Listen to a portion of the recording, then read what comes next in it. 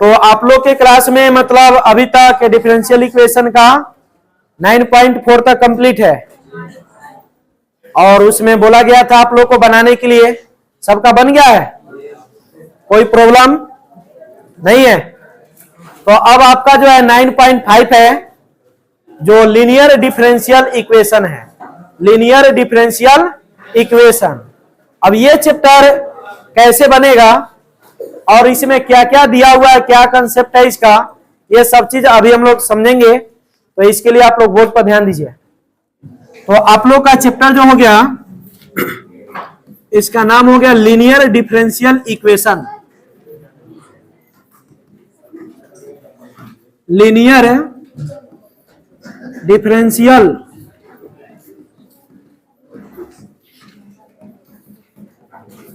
Linear differential equation. देखो अब ये लीनियर डिफरेंशियल इक्वेशन होता क्या है, ठीक है। तो अभी तक आप लोग जो है डिफरेंशियल इक्वेशन का देखा जाए तो मेन चैप्टर 2 पढ़े हैं, एक है वेरिएबल एक्सप्रेबल और एक है होमोजीनियस फंक्शन, है ना है। और आज जो हम लोग पढ़ने जा रहे हैं वो तीसरा आपका हो गया लीनियर डिफरेंशियल इक्वेशन। अब ये लीनियर डिफरेंशियल इक्वेशन क्या होता है ये समझिए, ठीक है। अब देखो यहां पर सबसे पहले एक क्वेश्चन का प्रारूप है इस प्रकार से, dy by D X plus P Y equal to theta, equal to theta, ठीक है। dy by D X plus P Y equal to क्या है, थीटा। अब यहां पर अगर आपसे ये पूछा जाए कि बताओ ये कौन सा डिफरेंशियल इक्वेशन है, बताओ ये होमोजीनियस है या वेरिएबल एक्सप्रेबल है या ये लीनियर डिफरेंशियल इक्वेशन है, बताइए। तो इसका पहचान का तरीका क्या होगा, तो इसके पहचान का तरीका यह है कि ये फर्स्ट ऑर्डर और फर्स्ट डिग्री का होगा, यानी इसका जो होगा प्रथम कोटि और प्रथम घात, इस प्रकार से होगा। अब जैसे देख सकते हो यहां पर dy बाई डी एक्स जो है ये प्रथम ऑर्डर और प्रथम डिग्री का है कि नहीं, है ना। तो इससे इसका पहचान कर सकते हो। और दूसरा इसका पहचानने का तरीका है कि यहां पर dy by D X plus P Y equal to क्या है, थीटा। तो इसमें p और जो थीटा है, p और थीटा ये दोनों आपका कोई अचर पद रहेगा, ठीक है, यानी कांस्टेंट टर्म रहेगा, एनी कांस्टेंट टर्म। यानी यहां पर आपका 2, 4, 5, 6 कुछ भी आ सकता है, या आपको और भी कुछ जैसे कि मान लो कि यहां पर p है, इसके स्थान पर x के रूप में भी आ सकता है, बात समझ रहे हैं ना। यहां पर p और थीटा के स्थान पर आपका कोई अंक भी आ सकता है और कोई x वाला फंक्शन भी आ सकता है। याद रखिएगा यहां पर कोई भी आपका x का फंक्शन आ सकता है, इसलिए f ऑफ x है, यानी x के रूप में भी आ सकता है और उसके बाद में यहां पर कोई कांस्टेंट के रूप में भी आ सकता है। और जब आप लोग इसको सोल्व करोगे तो आपको खुद पता चल जाएगा कि ये कौन सा फंक्शन है, ये आपका वेरिएबल एक्सप्रेबल है या होमोजीनियस है या लीनियर है। अब जैसे इसको आप सोल्व करके देखोगे तो पता ही नहीं चलेगा। जैसे इसके आधार पर हम एक क्वेश्चन आपको बताना चाहेंगे, dy बाई डी एक्स और प्लस यहां पर मान लो 1 बाई एक्स और p इक्वल टू 5 है, इक्वल टू क्या है 5। अब देखो यहां पर अच्छा यहां पर p नहीं होगा, यहां पर होगा आपका y, ठीक है, यहां पर y और इक्वल टू क्या 5। अब आप लोग बताइए इस क्वेश्चन में p का मान क्या है, तो p का मान है 1 बाई एक्स और थीटा का मान क्या है 5 है। तो यहां पर इस प्रकार से आपको क्वेश्चन मिलेगा। अब इसका मतलब कंपेयर आप इससे करोगे तो p का मान हो जाएगा 1 बाई एक्स और थीटा का मान हो जाएगा 5। या इसके अलावा मान लो कि यहां पर एक क्वेश्चन है इस प्रकार से,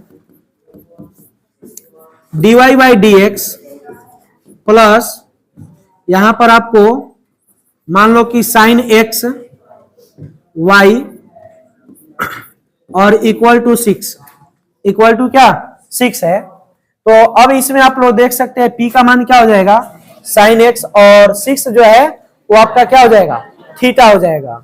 तो इस प्रकार से इसका क्वेश्चन दिया हुआ रहता। अब इसको बनाना कैसे है ये समझिए। तो अभी तक जो भी आप लोग पढ़े हैं उन सारे क्वेश्चन से, उन सारे चैप्टर से ये बहुत आसान है, बस इसको समझने का देरी है। अब इसमें कंसेप्ट क्या है, जैसे यहां पर देखो, अब यहां पर देखने से आपको ये लगेगा ही नहीं कि मतलब इसको वेरिएबल एक्सप्रेबल करे या होमोजीनियस फंक्शन लगाए, कि क्या करे कि इसका मतलब हम लोग जनरल सॉल्यूशन प्राप्त करें। तो इसके लिए एक इसमें छोटा सा फैक्टर बनाया गया है जिसका नाम है इंटीग्रेटिंग फैक्टर। क्या नाम है, इंटीग्रेटिंग फैक्टर। देखो इंटीग्रेटिंग फैक्टर, इसको लिखते हैं आई एफ इक्वल टू ई के power integration of P D x, integration of P D x. तो यही आपका इंटीग्रेटिंग फैक्टर है। आई एफ मतलब क्या, आई एफ मतलब इंटीग्रेटिंग फैक्टर, और ई के पावर में क्या है, integration of P D x. अब कहोगे कि ये पी कहां से आया, तो ये पी जो है आपका जो क्वेश्चन दिया हुआ रहेगा उससे मिलेगा। बात समझ रहे हैं ना। तो उसका मतलब हम लोग निकाल करके और फिर यहां पर हम लोग पुट करते हैं, और इस प्रकार से इसका ये इंटीग्रेटिंग फैक्टर निकल जाएगा। और इंटीग्रेटिंग फैक्टर निकलने के बाद में तब इसका हम लोग जनरल सॉल्यूशन निकालते हैं। अब जनरल सॉल्यूशन निकालते कैसे हैं, इसके लिए भी कुछ आपको क्वेश्चन के आधार पे समझना पड़ेगा। तो देखो, ये तो इंटीग्रेटिंग फैक्टर आपको समझ में आया कि नहीं आया, आ गया है सभी को। इसके बाद में देखिए, इसके आधार पे ऑब्जेक्टिव भी आपका 2-4 आता है। देखो इसका जनरल सॉल्यूशन क्या होता है, जनरल सॉल्यूशन इसका इस प्रकार से होता है y into I F equal to integration of q, ठीक है, और उसके बाद में इंटू आई एफ और इंटू डी एक्स और प्लस c। इस प्रकार से ये आपका होगा। ये q जो है, ये q आपका थीटा है। यहां पर जो ये थीटा लिखे है ना, वही थीटा यहां पर आप q नहीं लिख सकते हैं, तो मान लो आप थीटा लिख लो, कोई दिक्कत नहीं, दोनों आप लिख सकते हो। देखो यहां पर क्या हो जाएगा, थीटा। तो ये आपका जनरल सॉल्यूशन है, और इसमें मान पुट करके उसके बाद में आपको खुद बुझाएगा कि अब यहां से करना क्या है। अब देखो ना, यहां पर इंटीग्रेटिंग फैक्टर निकालोगे, फिर थीटा का मान रखोगे, और ये दोनों का गुना करके मान लो कि आपका सिंपल इंटीग्रेशन आएगा, तो सिंपल काम करना। अगर वो नहीं होगा तो फिर अगर आपका u इंटू वी पर जाएगा, तो उसके लिए बाई पार्ट्स रूल आपको याद होना चाहिए। तो बाई पार्ट्स रूल के जरिए हम लोग बनाएंगे, है कि नहीं। अब जैसे मान लो कि ये तो हम लोग समझ गए कि इस चैप्टर के लिए सबसे मेन है आपका इंटीग्रेटिंग फैक्टर, और दूसरा आपका टर्म क्या है, जनरल सॉल्यूशन। तो जनरल सॉल्यूशन जो है ये कब निकलेगा, जब ये हम लोग को पता होगा, ठीक है। तो चलिए इसको हम लोग समझने के लिए यहां पर इस क्वेश्चन को लेते हैं, ठीक है। जैसे मान लो आपका क्वेश्चन है,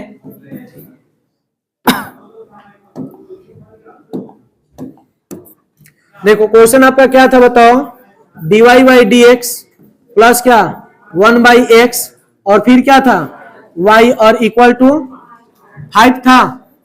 अब देखो इसका हम लोग को क्या करना है कि जनरल सॉल्यूशन प्राप्त करना है। क्या प्राप्त करना है, जनरल सॉल्यूशन। अब जनरल से सॉल्यूशन कैसे प्राप्त किया जाएगा, इसके लिए सबसे पहले हम लोग को इंटीग्रेटिंग फैक्टर निकालना पड़ेगा, और इसके लिए आपको p मालूम होना चाहिए। तो p का मान यहाँ पर क्या बताओ, यहाँ पर आपको p का जो मान है 1/x और थीटा का मान जो है 5 है। थीटा को बहुत आदमी क्या लिखता है, q लिखता है। इस चीज को आप लोग याद रखिएगा। तो इंटीग्रेटिंग फैक्टर के लिए यहाँ पर फॉर्मूला क्या होगा बताओ, ई के पावर क्या इंटीग्रेशन ऑफ पी डीएक्स होता है, पी डीएक्स। और देखो यहाँ पर ई इंटीग्रेशन ऑफ पी, पी का मान क्या है 1/x और क्या dx, बोलो यही ना होगा। अब देखो तो यहां पर क्या हो जाएगा, e के पावर इसका इंटीग्रेशन log x होता है तो हो जाएगा क्या log x, बोलो कोई दिक्कत।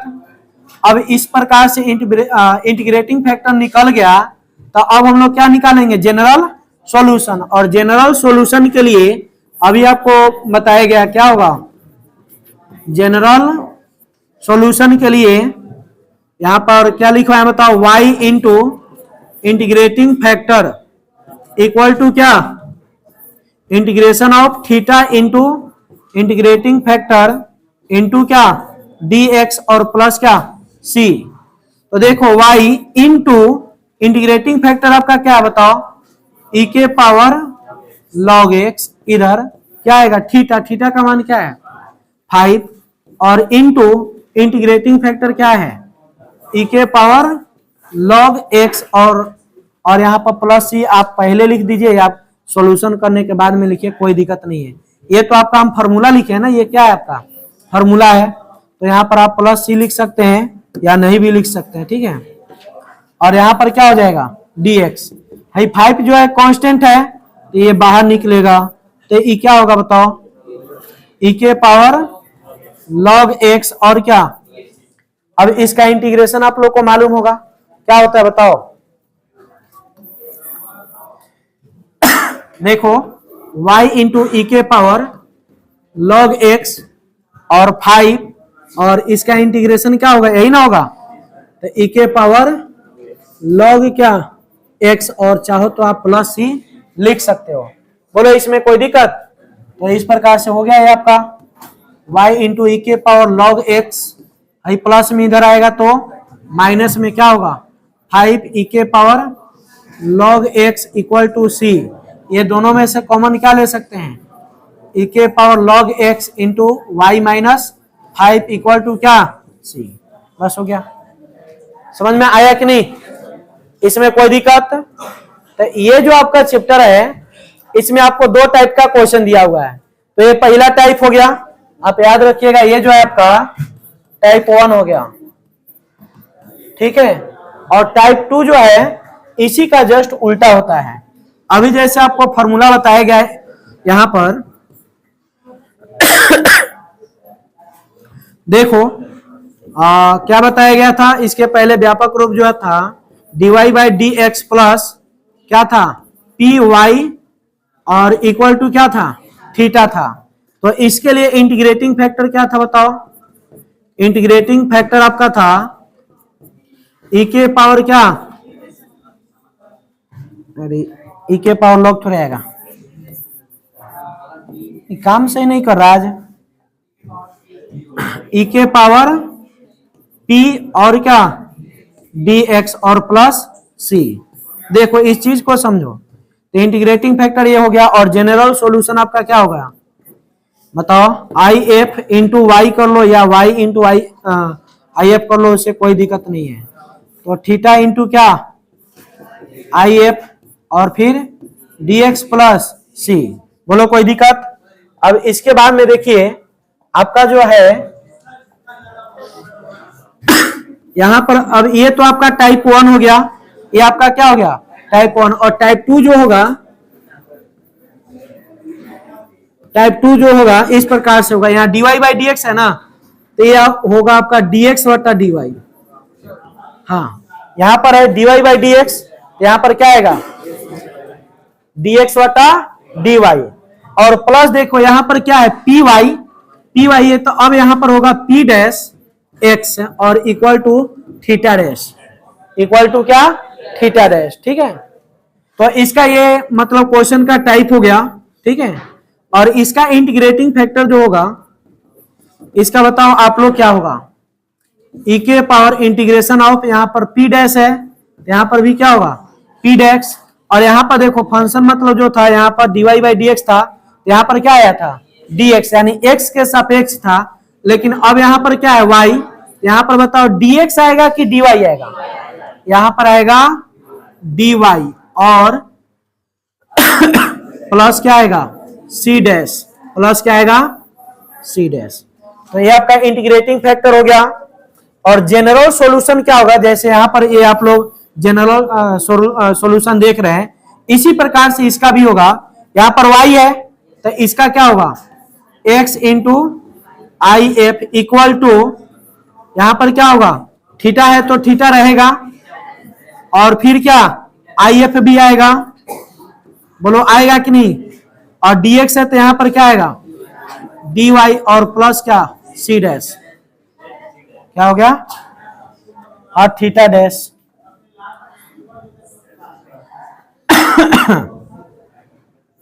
देखो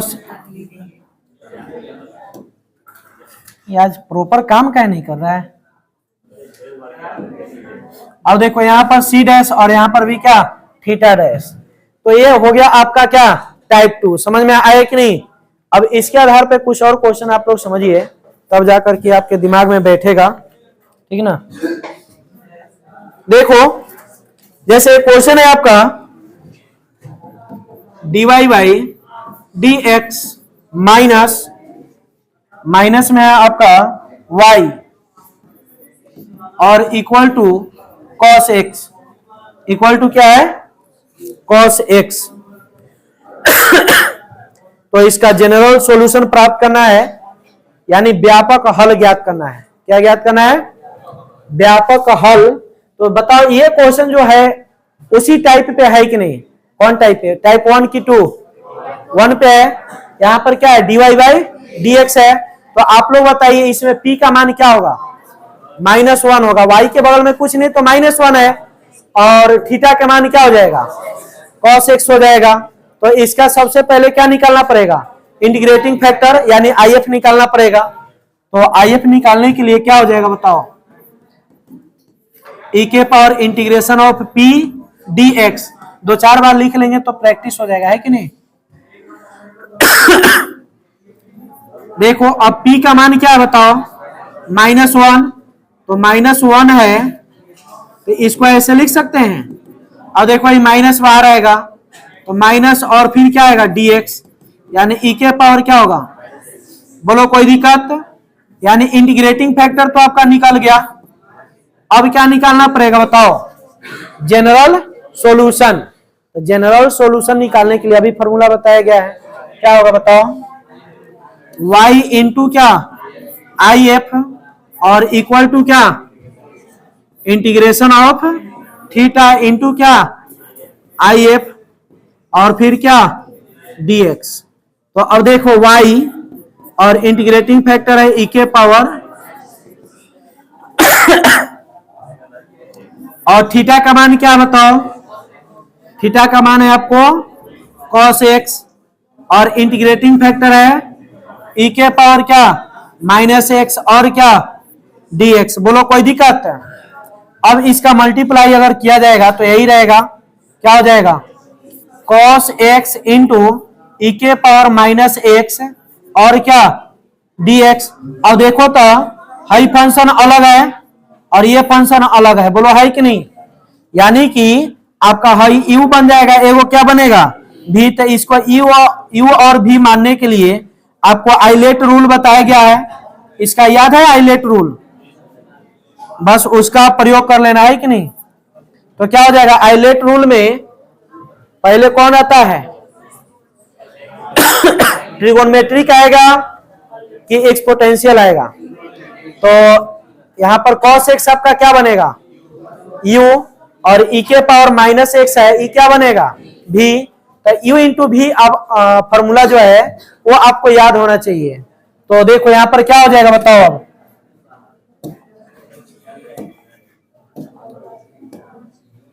देखो तो कुल मिलाकर इधर हो जाएगा आपका, उधर ही रह गया, देखो ये यहां पर cos x बाहर आएगा क्या और e के पावर -x और फिर क्या dx, माइनस क्या होता है d cos x, अब बाटा में क्या इंटू इंटीग्रेशन फिर होगा और e के पावर क्या -x dx फिर ब्रैकेट बोलो होगा। अब देखो ये लाइन उसी को समझ में आया होगा जिसको u इंटू वी रूल याद होगा। अब जो लोग ये नहीं पढ़े होंगे उनको बताओ कुछ किया जा सकता है? ये पूरा अंत चल रहा है कैलकुलस का, पूरा लास्ट में हम लोग है कि नहीं? ये सब जो है शुरुआती का चीज है। अब जो लोग इसमें एब्सेंट किया होगा वो जाने।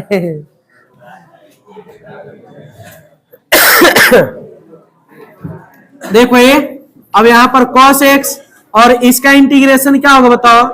e के पावर माइनस एक्स और बटा में क्या -1, यही ना होगा? और आप लोग समझदार हैं, बताइए इसका इंटीग्रेशन क्या होगा? cos का क्या होता है? साइन की माइनस साइन, माइनस साइन। अच्छा डिफरेंशिएशन है तो माइनस साइन होगा ना। तो अब माइनस साइन होगा तो यहाँ पर ही क्या हो जाएगा? प्लस हो जाएगा। तो साइन एक्स और इसका फिर क्या आ जाएगा? e के पावर माइनस एक बटा में -1 और क्या फिर ये माइनस आके प्लस को क्या करेगा? माइनस। और देखो ये क्या होगा आपका बताओ? Minus cos x into e के पावर क्या? -x। अब देखो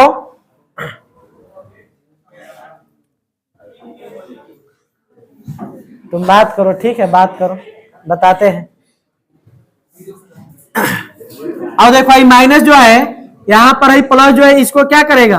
माइनस कर देगा। तो फिर क्या बचेगा बताओ? साइन एक्स इंटू ई के पावर।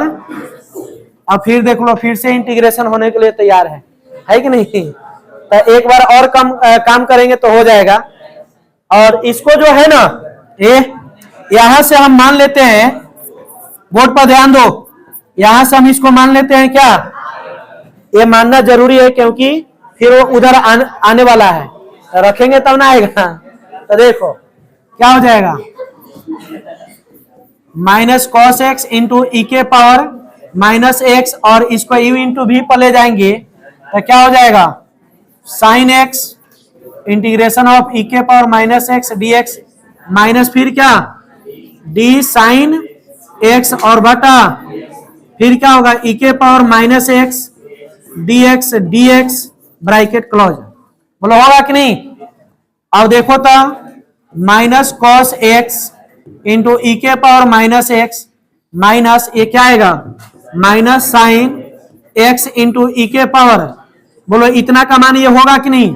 जो माइनस आने वाला था डायरेक्ट इधर कर दिए। और इधर देख लो ये क्या होगा? साइन का कॉस और यहाँ पर इसका क्या आएगा? ई के पावर -x बटा में -1 और क्या? dx हो जाएगा। अब देखो minus cos x into e के पावर x और माइनस का गुना था minus minus plus sine x into e के पावर। अब देखो फिर आई माइनस क्या? लेकिन हाई बेचारा है तो ये माइनस आएगा। कॉस एक्स ई के पावर -x और क्या? ये सब आपका किसके बराबर है? और देखो हाई आई का मान होगा देखो ये -i होगा पूरा, तो इधर आएगा तो क्या हो जाएगा? 2i हो जाएगा। तो यहां पर क्या बचेगा? Minus cos x into e के power -x plus sine x into e के पावर -x। बोलो इसमें किसी को दिक्कत है क्या? इतना ठीक है? अब देखो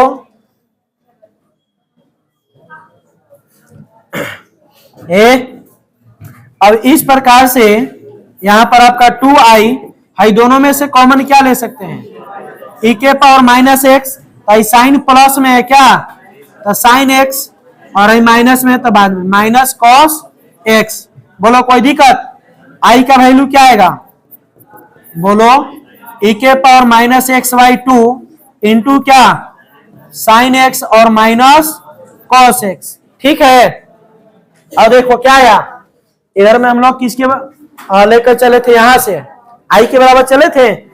अब इसके कंपेयर में कर देंगे, तो इसके कंपेयर में करेंगे तो बताओ क्या होगा? आई जो है इस स्थान पे था तो क्या होगा? y इंटू ई के पावर क्या? -x और ये पूरे का वैल्यू हम लोग को आया किसके बराबर? i के बराबर।